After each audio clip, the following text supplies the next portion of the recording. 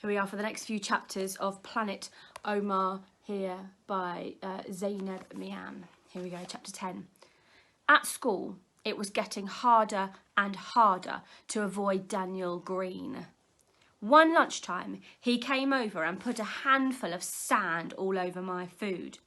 My stomach clenched and I got a lump in my throat. I didn't want to cry in front of him, but I was really hungry, and that sandwich from last night's leftover chicken was really tasty, and my mouth had been really looking forward to it. I quickly imagined H2O swooping down from the clouds to hover right behind Daniel. I made H2O pull a totally unimpressed face and blow steam all over Daniel's head, and Daniel had no clue. That made me laugh, and through my giggles I said loudly, "Thanks, Daniel. Now I truly have a sandwich." A few people around us started laughing too. Sara and Ellie, girls from our class, were sitting at the lunch table next to ours, and they were giggling like crazy.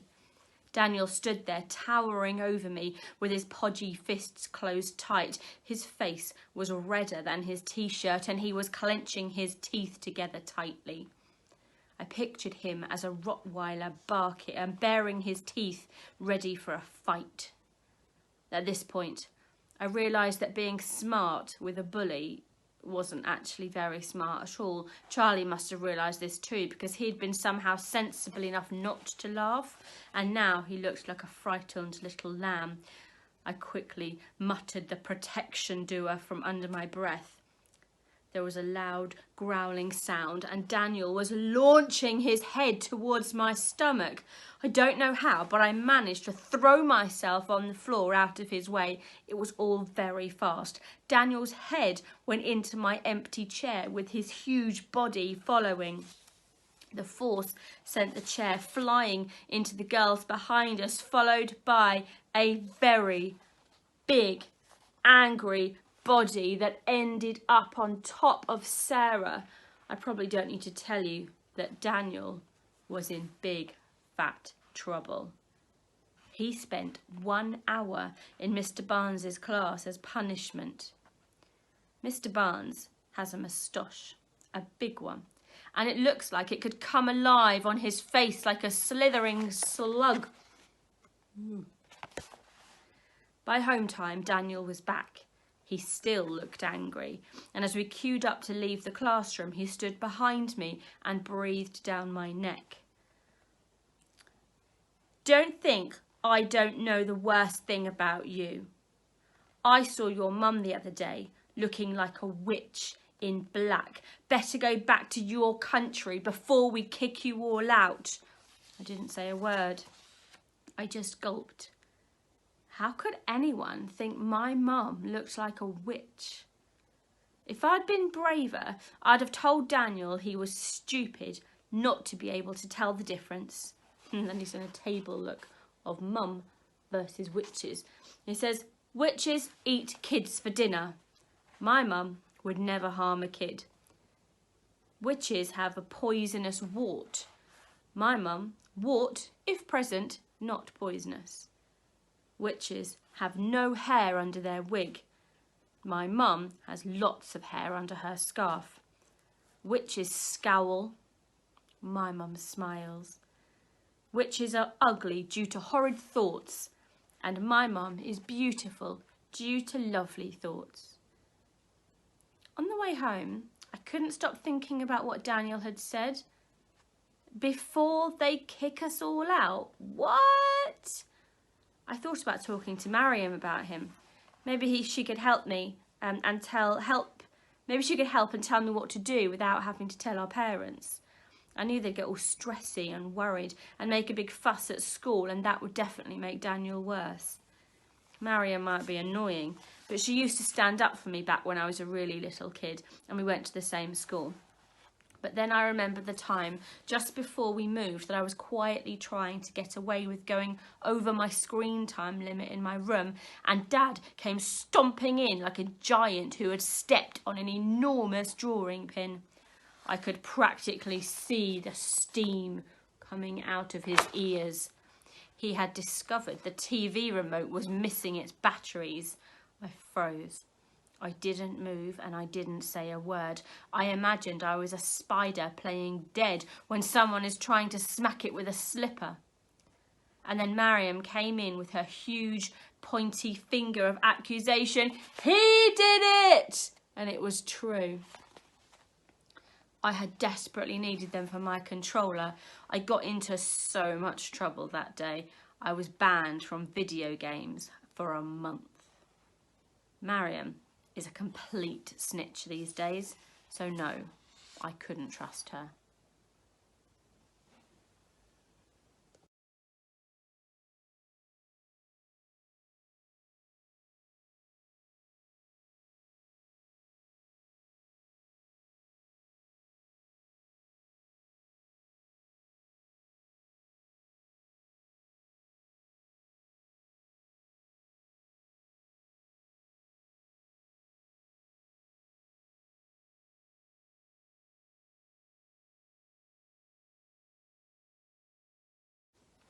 Chapter 11.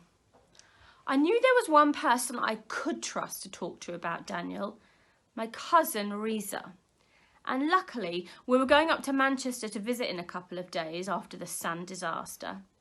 I was bursting to ask him whether he'd heard about Muslims getting kicked out of the country.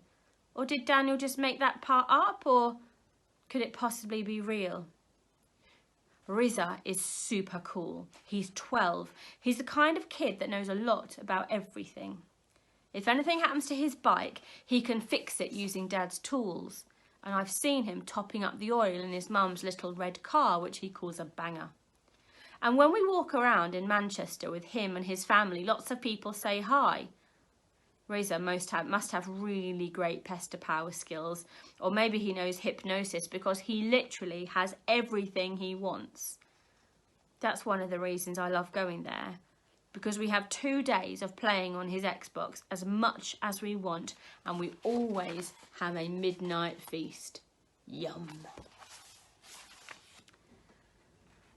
I'm pretty sure almost every Muslim has cousins in Manchester. I was wondering if they were all as interesting as mine while I finished packing my rucksack, when my dad shouted up the stairs, "Get in the peanut, everyone! We're leaving in 2 minutes!" You might be wondering how we could all get into a peanut. We can't. This is what we call the peanut. It's a 4x4, but look at the number plate. It does say peanut on the number plate. There are some things that always happen on our road trip to Manchester. 1, Mum packs too much food for the journey. 2, Dad complains when he's putting the luggage in the car. 3, we always stop at the services and eat hot food so Mum's journey food gets uneaten. And 4, Dad says, "I told you so." As we were loading the car with all our stuff, Mrs. Rogers came out of her front garden to put a bag in her dustbin. But instead of going back inside, she stood and watched us with suspicious eyes. I waved at her and gave her my best smile just to see what would happen. And she gave me back her best blank expression. She must be the meanest person on the planet after Daniel Green. When we were on the motorway, Issa started saying he needed to pee. "But it's only been 40 minutes, said Dad. Mum said, "I knew I shouldn't have given you that apple juice."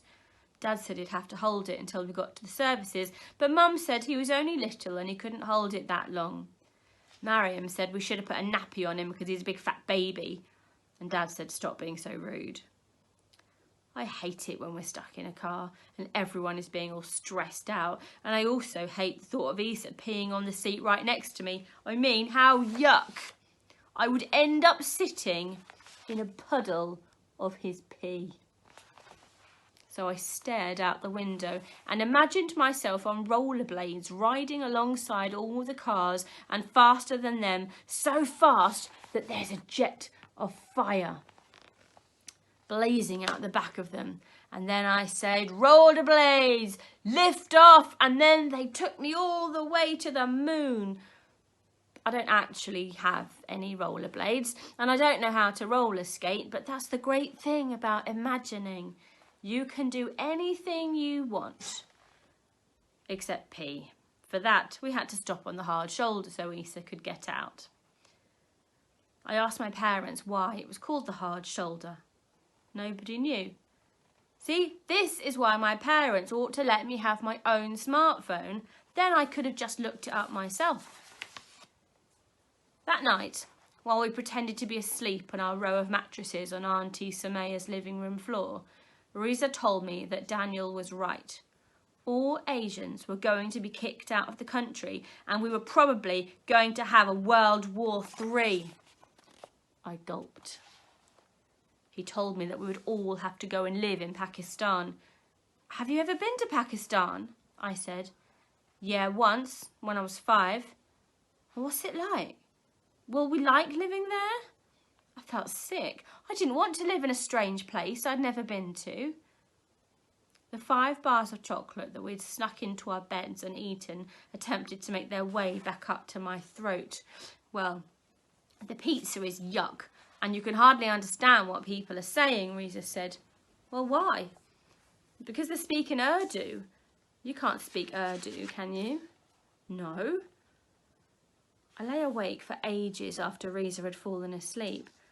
I imagined his quiet snoring sounds were from H2O, and instead that my pillow was resting on H2O's back. It made me feel better to know that wherever we had to move to, I could take him with me. At breakfast, there was such a big feast of food on the table that I forgot all about Daniel and all about Pakistan. Uncle Farhad had even pulled out last night's leftover chicken wings. What's that? Asked Isa. Meat, said Dad. Where did it come from? A chicken. Did it lay it? Everyone burst into laughter and Uncle Farhad choked on his juice.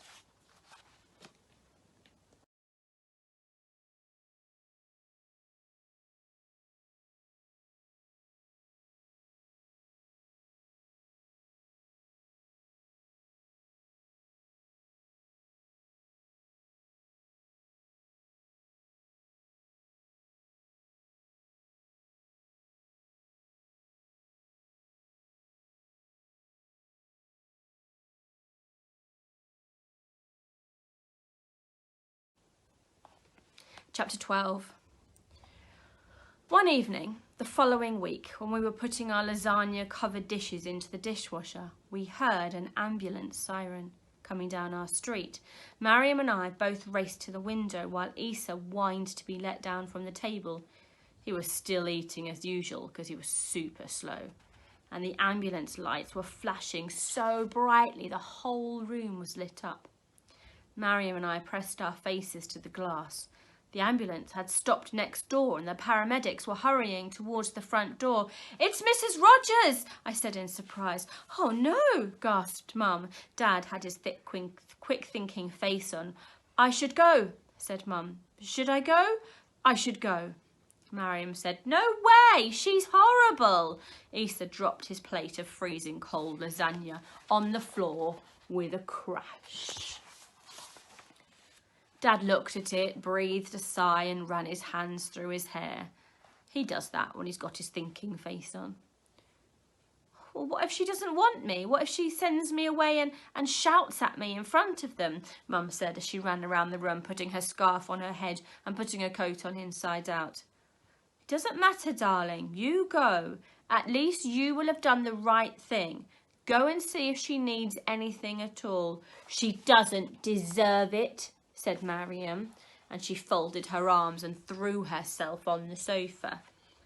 I went to the front door and watched as Mum hurried out of our gate. She reached the ambulance just as they were wheeling Mrs. Rogers out on a trolley.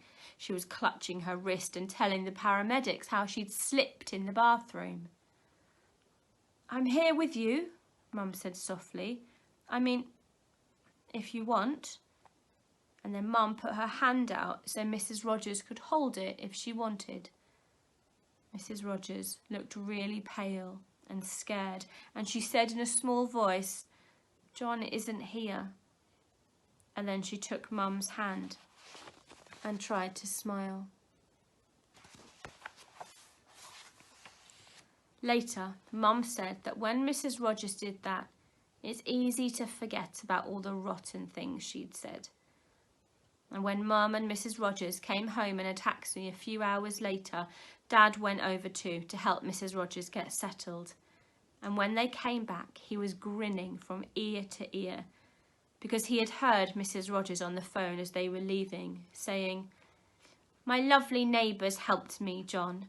They're such good people, you know." Wasn't that a brave thing to do? Even though their neighbour had been nothing but mean and nasty to them, Mum knew that actually the right thing to do was to go and help anyway. And then I think the neighbour really appreciated that by the sound of it. So we'll see how their relationship develops as the story moves on.